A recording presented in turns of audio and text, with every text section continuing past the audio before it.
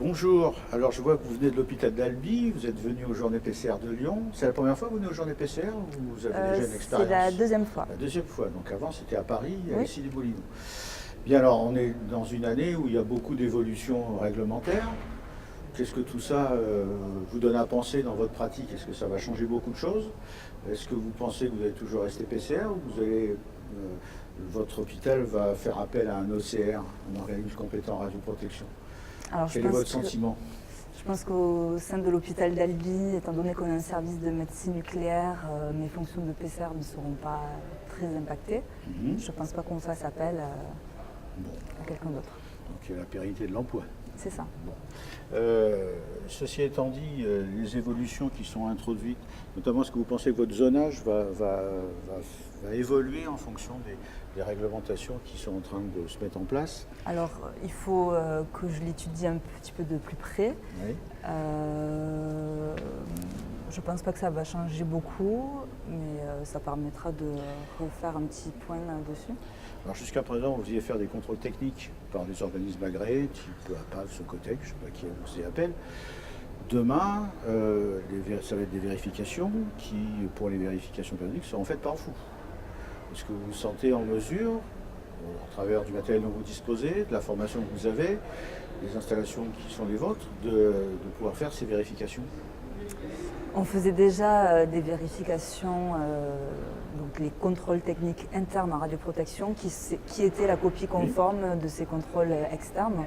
Donc continuer cette vérification-là en interne, tout en pouvant faire appel en cas de besoin aux organismes externes ou à nos réseaux de radioprotection PCR.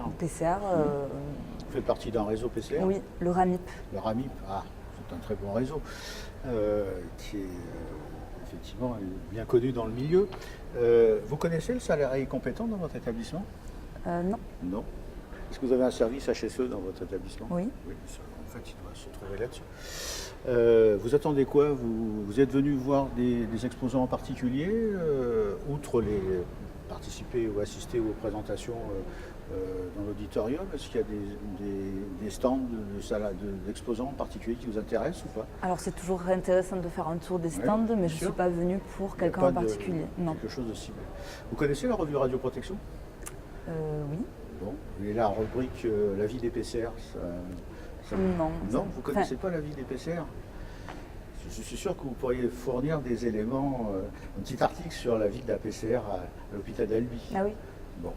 Mais écoutez, bon séjour à Lyon. Merci. Et aux journées, et je vous remercie.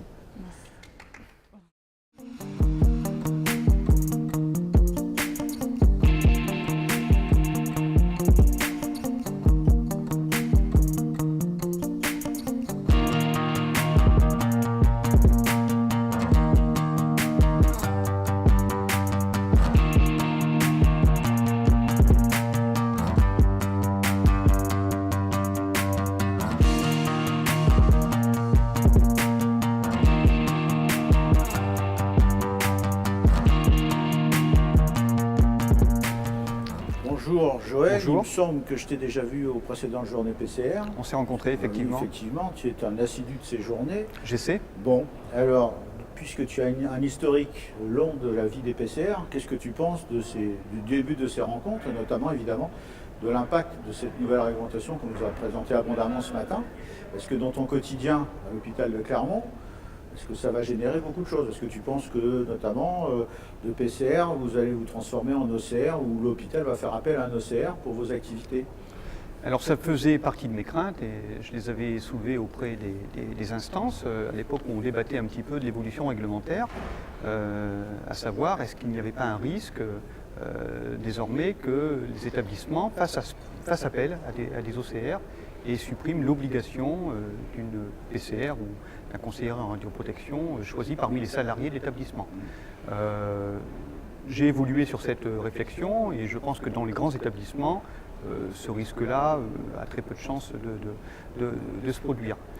Ça peut renforcer le rôle et les missions de la PCR Voilà. au sein d'une J'ai maison. plutôt l'impression que ça va renforcer, dans le bon sens du terme, le rôle de la PCR ou du conseiller en radioprotection. Donc, voilà un point positif. Quels sont les volets que tu penses qui vont pouvoir s'alléger dans ton quotidien de PCR et ceux pour lesquels il y aura des efforts supplémentaires à faire?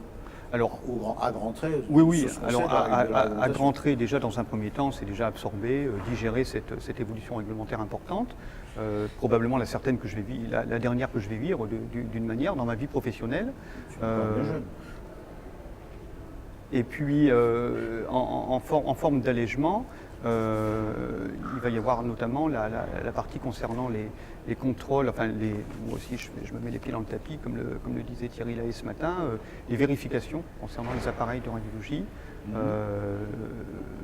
dont on va supprimer la partie externe, en la simplifiant à une vérification initiale. Et reste à savoir maintenant quelle sera la périodicité des vérifications internes. Alors j'ai quand même compris que tout ne serait pas forcément transféré en vérification périodique. Certaines activités pourraient être suivies au titre des vérifications périodiques initiales périodiques. C'est pour ça que nous attendons avec impatience la publication de l'arrêté pour savoir un petit peu comment vont se décliner les choses. Côté formation, tu attends des évolutions dans ta formation de PCR actuellement? Tu as besoin d'outils complémentaires pour remplir tes tâches? Alors je pense qu'il faut quand même compléter un petit peu la formation actuelle au niveau justement de ces nouveaux aspects, la surveillance, la radioprotection du public, de l'environnement, les questions du radon qui vont s'imposer maintenant comme une tâche nouvelle pour les PCR. Donc certainement, celles qui sont en zone 3, ce qui est vraisemblablement pour une partie des communes de la circonscription dont je m'occupe. Oui.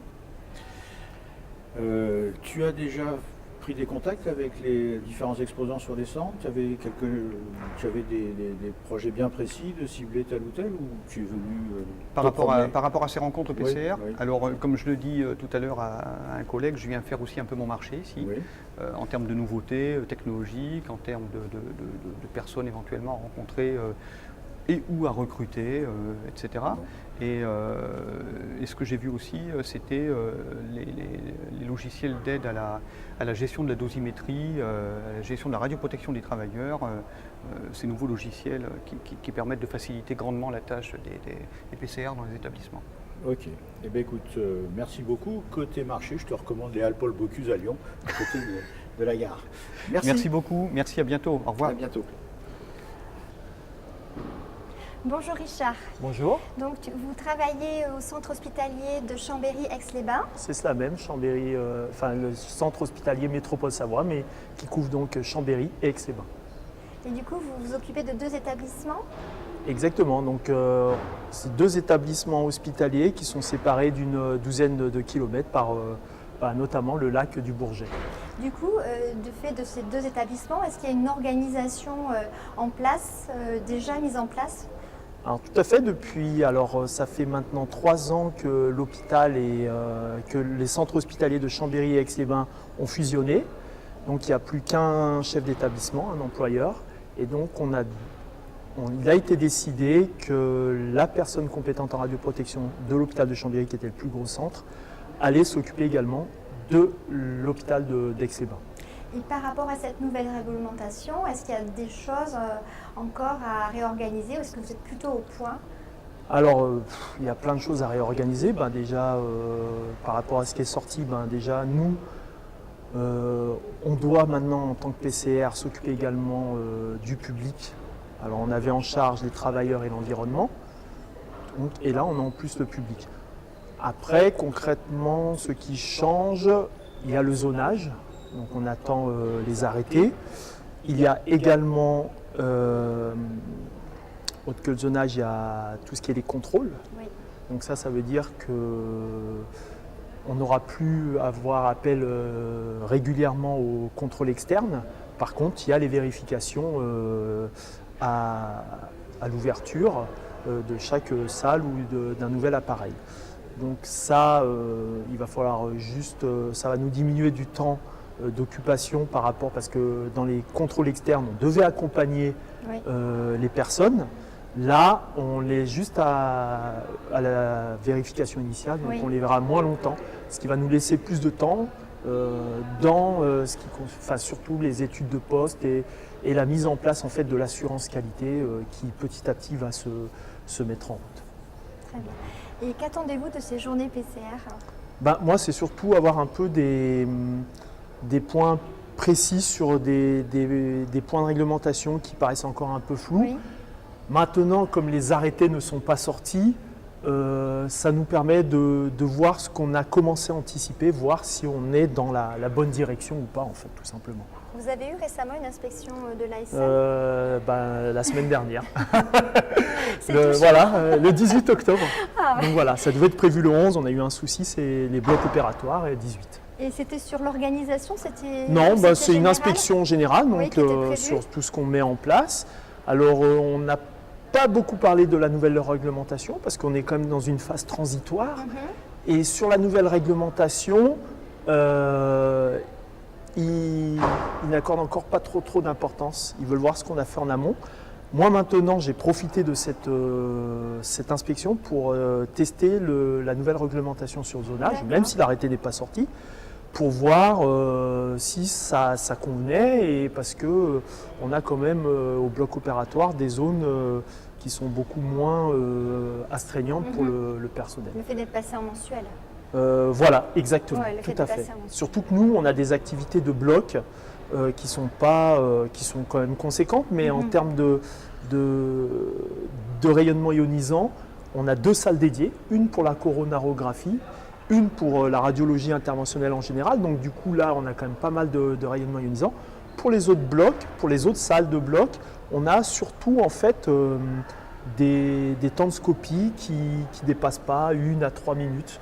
On a un repère sur tous les appareils, c'est qu'au bout de 5 minutes, ça sonne. Et en questionnant le personnel, on se rend compte que ça ne dépasse jamais 5 minutes. En plus, maintenant, on a mis en place un logiciel qui nous permet de récolter toutes les données de temps de scopie qui va nous permettre, nous, d'avancer dans notre zonage pour voir si notre zonage est cohérent et surtout pour nos évaluations dosimétriques pour savoir si on peut continuer à classer le personnel ou on peut, comme ça a été évoqué ce matin, déclasser le personnel parce que ça a été quand même un sujet très important ce matin, le déclassement. Et donc, voilà.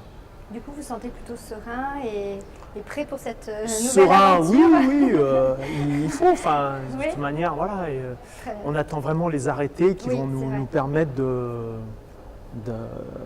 formaliser. Voilà, de formaliser. Et puis après, il y a ce suivi derrière un peu assurance qualité où on va nous demander, comme il y aura de moins en moins de contrôle, d'avoir un suivi, une traçabilité qui doit être impeccable. Tout à fait. Mais nous, on a commencé à le faire parce que j'ai une PCR avec moi qui est radiopharmacienne. Et en pharmacie, tout ce qui est assurance qualité, c'est quand même important. Et ça nous permet du coup, on a déjà avancé là-dessus et petit à petit, on avance. C'est un peu long, mais on y arrive. Merci petit à beaucoup, petit. Richard. Je vous pour, en prie.